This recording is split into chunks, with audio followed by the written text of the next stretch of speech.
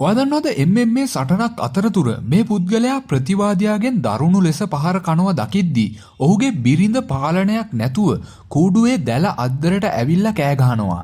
ඊට පස්සේ මොකක් වුණා කියලාද ඔයා හිතන්නේ? මේ සිදුවීම වාර්තා වුණේ රුසියාවේ MMA සීරීස් 84 තරඟාවලියේ. වැලඩ්මියර් පොලොසොව් සහ ඇනටෝලි ගලුෂ්කා අතර සටනේදී පොලොසොව් පරාජය වෙන්නයි යන්නේ.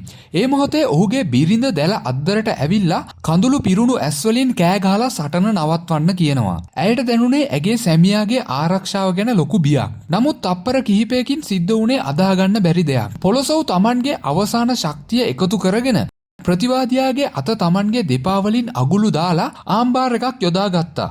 ඒක වැලමිටේ සංදිවලට දැඩි පීඩනයක් එල්ල කරමින් ගැලවෙන්න බැරි තරම් බලවත් වුණා. ප්‍රතිවාදියාට පරාජය බාර ගන්න සිද්ධ වුණේ පොලොසොව්ගේ ඒ දක්ෂතාවය නිසා. කෑ ගහපු බිරිඳගේ ඒ කඳුළු තප්පර කිහිපයකින් ජයග්‍රාහී සතුටු කඳුළු බවට පත් වුණා. ක්‍රීඩාව කියන්නේ ඇත්තටම මේ වගේ අනපේක්ෂිත දේවල් සිද්ධ වෙන්න පුළුවන් තැනක්.